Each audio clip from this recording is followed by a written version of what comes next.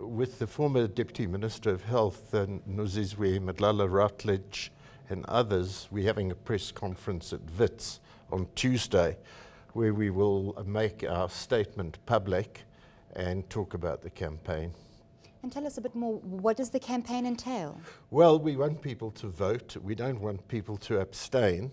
Everyone can use their vote. There is a spoilt ballot possibility in any election, and that counts if the person voting sees nobody on that ballot paper who they feel that can represent them. And given the state of politics in South Africa today, with a lot of people feeling they just are so fed up, they don't want to vote, we're saying at least go, and you can spoil that ballot paper. It's a bit like toying on paper. You spoil that ballot paper. It does say something. 250,000 spoiled their ballots in last election. If double that number do so this time, it has a signal to all the parties and to government. But it's not just about spoiling your ballot paper. Those of us who have come together in terms of this approach have been ANC supporters right through, many of us through the freedom struggle, in the underground, in the armed struggle. We've supported the ANC in all the elections, but we are absolutely fed up with the maladministration, with the incredible corruption, with the leadership of the ANC at so many levels, serving their own interests rather than that of the public. And we're saying to that leadership, guys, don't take us for granted, don't take the people for granted. There's no blank check. We want you to wake up and we want you to serve the people, not yourselves. Otherwise, in 5 years' time, it's going to be even worse. So from that point of view, we're saying, don't vote for the ANC. We're saying, by the way, don't vote for the DA, because that's a party that just wants a free, open market economy, and that's not Arnold.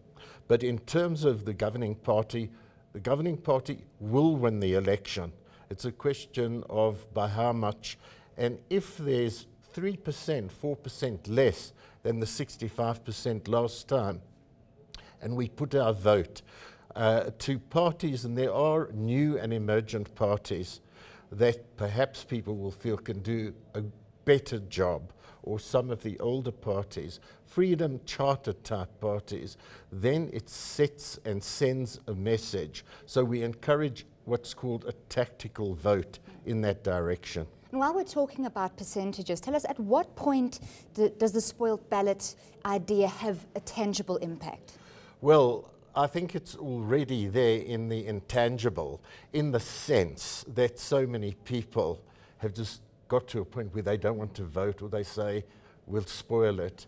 If there's a call, and a call such as ours, and it gives some tangibility and direction, then people are going to look at the result come the election, and they will look at what spoiled ballot papers were last time around, and they'll see what the increase is now. And I think it will double at least, maybe even more than 500,000 will spoil their ballot papers. In a democracy, that counts. It's not an invisible vote. We should have, like Australia and India, a point on the ballot paper which says none of the above, and maybe for the next election that could be the case. That will depend on Parliament, but it can be tangible in this respect. And do you see it making a lasting difference post the elections this year? Yeah, well, one is hoping so, because there's such self-delusion amongst, unfortunately, the party I've always supported, the ANC leadership and its alliance, that things aren't that bad that they achieved, that the corruption's not really at the top. We want to shock them. It's actually an act of love, like what happens in a family when the parents are misbehaving and bringing about embarrassment and they're a disgrace. If you simply accept it and you don't stand up and air it and ventilate it, it just carries on. So an act of love, strong love, to say enough is enough. we're not going to vote this time round. Wake up, change your ways, be accountable to the people, serve the people in the first place. That's the main message to the ANC from those like us. So you're using the spoiled ballot as a democratic tool. Yes, sorry, it is, absolutely. It's a democratic tool. And as a former member of the ANC, would you say that democracy within the ANC is dead? Well, it's why I have actually taken a very hard route and stood outside the ANC to make the statement, because those of us who are doing so have found that we're talking into a toy telephone, that it's make-believe, that there's such control in the structures from the top down that you've got no real breathing space and you're not listened to. For that reason, one has stood outside to make this statement. And on a lighter note, tell us, how are you planning to spoil your own ballot? I'll toy on the ballot paper.